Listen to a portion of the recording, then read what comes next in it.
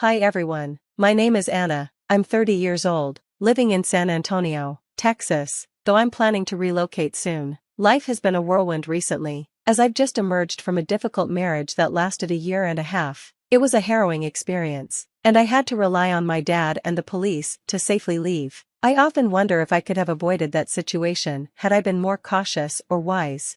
I've always been quiet and reserved, more comfortable with my computer and the online world than face-to-face interactions. Socializing was never my strong suit, and the thought of strangers approaching me made me anxious. Losing my mom to a heart condition when I was 7 profoundly shaped my life. My dad, a Navy SEAL since he was 25, raised me on his own. His job often took him away for long stretches, but he stayed connected through letters and calls. After my mom passed, my dad came home to find me inconsolable. I remember how hard he worked to comfort me, promising that everything would be okay now that he was back. Still, I could sense his grief, and it was the first time I saw him overwhelmed. When I had a playground accident a few months later, he took a short break from work to stay with me. During that time, he left me in the care of my grandmother, asking her to teach me how to bake and cook my favorite treats. I promised to learn, clinging to the thought of showing my dad what I'd made when he returned. He reassured me before leaving again, saying, "I'll be back in about 7 months. Honey, take care of yourself." True to his word, he sent me gifts and souvenirs from his travels, each one a little story that kept him close despite the distance. Most of my childhood was spent indoors with my grandmother. I preferred the quiet over playing with other children and found solace in my own company. When my dad decided it was time for me to move back to our family home, I struggled with the change. College felt burdensome, and social interactions drained me, but online, I thrived. The digital world became my sanctuary, where I could explore endless stories and connect with people on my terms. In this vast virtual space, I met Brian, a streamer. Our friendship started with text chats and eventually moved to video calls. Though we both chose to stay anonymous, I wore a Batman mask while he opted for a scarf and beanie. "Hi, Anna, it's great to finally see you," he greeted, his tone warm and friendly. "Hello, Brian, nice to meet you, virtually, I replied, my nerves evident. "Likewise. So, how are you doing today? Talk to many people?" he asked with a light chuckle. "I'm okay, just a bit nervous, to be honest," I admitted. "That's completely normal, don't worry, I don't bite. Honestly, I'm probably just as awkward as you are," he reassured me with a grin, easing the tension. Our conversation flowed naturally after that, our shared awkwardness making it easier to open up. "Tell me more about yourself, Brian. How did you find yourself in this online world?" I asked, genuinely curious. And so began a connection built on shared stories and mutual understanding, one small step in navigating the complex journey of human connection. Eager to learn more about the person behind the screen, I leaned into our conversation, finding it marked by mutual understanding and a shared sense of belonging. It was a reminder of the unique connections the digital age makes possible, where even the most reserved individuals can find their place and voice. I've always been fascinated by meeting new people and understanding different viewpoints, I shared, but since I spend so much time at home, the online community has become the perfect avenue to explore those interests. What about you? "Well," Brian began, "I'm pretty introverted, so face-to-face interactions can be challenging. The online world feels safer, it's easier for me to express myself here." It was comforting to hear his perspective and to realize how meaningful virtual connections could be. The fact that our paths had crossed felt like a small stroke of fate. As we continued talking, exchanging life stories and finding shared interests, I felt myself relaxing. "You make this so easy," I admitted, grateful for how naturally the conversation flowed. "The feeling's mutual, you're easy to talk to, and I'm glad we met," Brian replied warmly. "If you ever want to chat, I'm usually around, probably playing Mario." "Oh, do you game?" "Not really," I said with a small laugh. "I spend most of my time blogging and browsing Reddit. There's so much you can learn from the experiences people share there." "True," he agreed. "Sometimes, reading about others' lives makes me realize how ordinary my own feels. Honestly, I trust my online friends more than the ones I know offline. What I love about online interactions is the freedom. There's no obligation. You can engage or step back whenever you need to." His words struck a chord with me. The freedom of online connections was exactly what made them so special, allowing bonds to form without the pressures of traditional social norms. As our discussions continued, Brian and I built a genuine connection, one that felt as authentic as any friendship forged in person. I couldn't help but feel curious about where this online journey might lead me. One thing was clear: the experiences and lessons I'd gathered from my digital sanctuary had shaped me deeply and would remain a part of who I am as I ventured through life. However, my dad, ever cautious and traditional, would likely disapprove of me forming friendships with people I'd never met in person. The last time he visited, he couldn't resist delivering one of his lectures over dinner. "So, how are your studies going, Dove?" he asked, his tone as gentle as ever. "Dad, I've graduated," I replied, a hint of sadness in my voice. "But you wouldn't know that, you couldn't make it." His expression softened. "Oh, Anna," he said, his voice heavy with regret, "I know I missed it, and I'm truly sorry. I was caught up with work, but please know I regret not being there," Dad said, his voice heavy with genuine remorse. Despite our differences, the bond between us remained strong, a mix of love, concern, and a deep, sometimes challenging understanding. "I even sent you an email about your birthday tomorrow, my pumpkin's big day, huh?" "Dad, stop with the old nicknames. I'm not 9 anymore," I protested, feeling a flicker of embarrassment. "In my eyes, you'll always be my little dove," he replied with a soft smile. "But let's talk about what's next for you. Have you thought about work?" "I'm not sure yet," I admitted, uncertainty creeping into my voice. "What do you mean, not sure? What are your peers up to these days?" he asked, sounding concerned. I don't have any friends," I confessed, the admission making me feel even more isolated. He looked surprised, then sighed. "Listen, Anna, I didn't send you to live with your mom's family so you could avoid the world. There's so much out there, so many people to meet. You're missing out by staying in."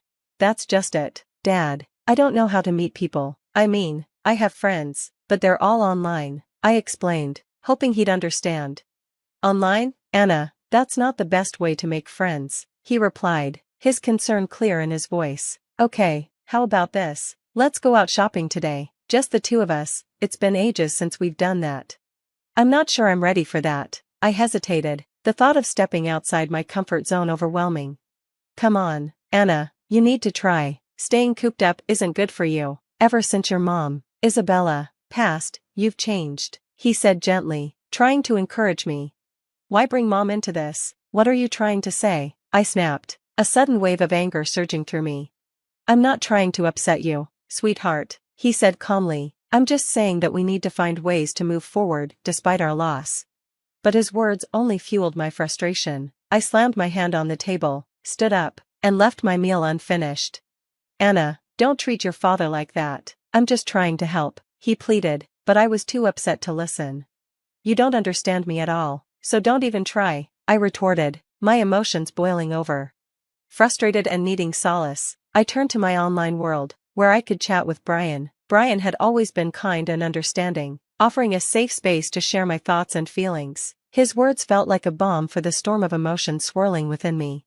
In the quiet of my home, with the glow of the computer screen before me, I found a sense of peace. While the world outside continued to move forward, I sought refuge in my digital sanctuary, a place where I could truly be myself without the pressure of face-to-face interactions. But Dad's concerns lingered. Ever since I told him how much of my life revolved around the online world, he'd been encouraging me to take steps outside my virtual bubble. Despite my resistance, I could sense his hope that I'd find a way to reconnect with the world beyond the screen. I knew it would be hard for him to understand. Dad believed that by confining myself to my room, I was limiting my growth and experiences. He urged me to step outside my comfort zone, a thought that triggered my anxiety. I shared my frustrations with Brian, hoping he'd understand my situation. "Hey Anna, would you like to meet up sometime?" Brian asked. "We're both introverts, so we could find a quiet, peaceful place, somewhere not too crowded. I know just the spot." The idea caught me off guard. "I'm not sure. It feels a bit sudden. I need time to think about it," I replied, unsure of myself.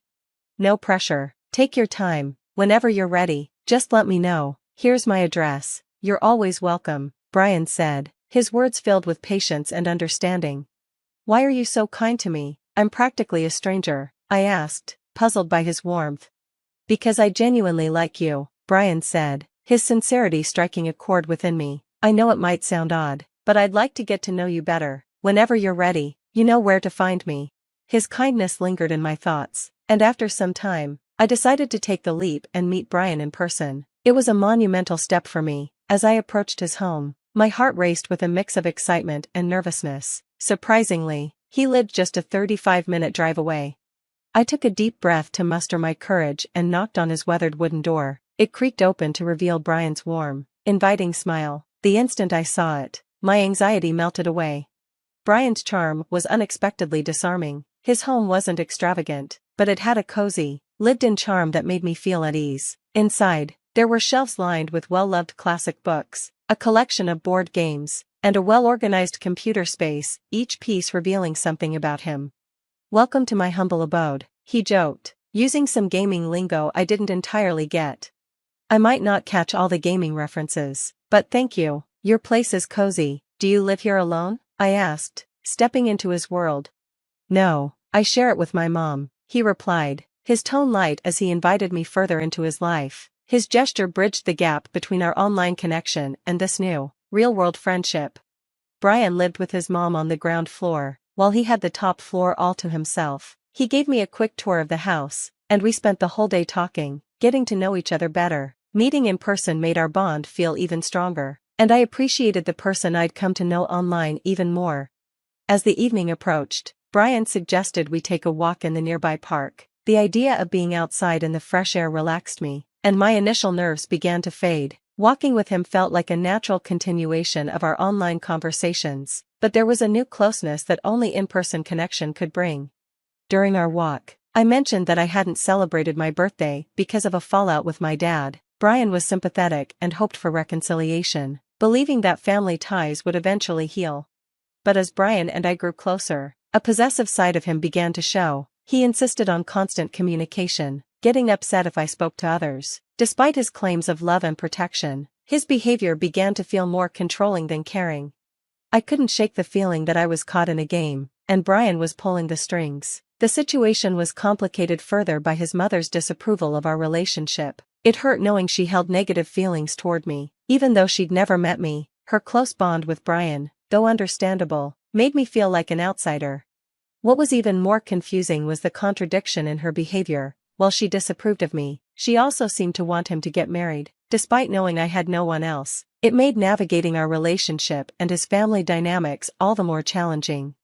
In a whirlwind of misplaced trust and vulnerability, I found myself swept into a secretive marriage with Brian, driven by his persistence and manipulation. He painted a picture where my father's disapproval and lack of love seemed to justify everything, convincing me that only he truly cared for me. I silently accepted the union, hoping it would become my refuge. Instead, it turned into anything but.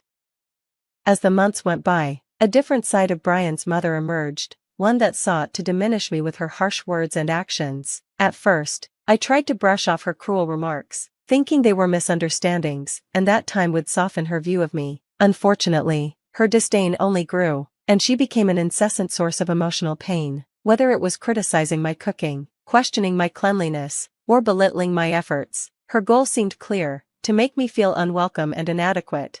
Meanwhile, Brian remained detached, lost in his own world, leaving me to endure this torment alone. The isolation deepened my feelings of helplessness, and I started blaming myself. I regretted pushing away my father out of confusion and pride. One particularly difficult day, already weakened by illness, I sought comfort in sleep, only to be cruelly awakened by a splash of cold water. Brian's mother stood over me, her contempt palpable, scolding me for resting instead of doing chores. Then, she slapped me, shocking me into a breaking point. Something inside me snapped.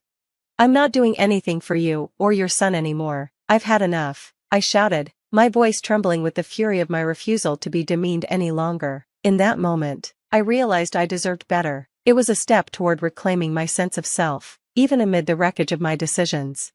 Just as I was about to leave, a sharp pain shot through the back of my head, and everything went black. When I regained consciousness, I was in a dimly lit room, with only a single light bulb hanging above. My head throbbed with pain, and when I tried to stand, my legs gave way, sending me crashing to the floor. Confusion and pain overwhelmed me as I tried to make sense of my surroundings. Faint, muffled sounds reached my ears, and I crawled toward the noise. I reached a metal door with a small window. Using it for support, I managed to pull myself to my feet just as the latch clicked open. To my horror, Brian stood in the doorway, a grin plastered across his face. "Is my wife scared of the dark?" he taunted, clearly enjoying my fear.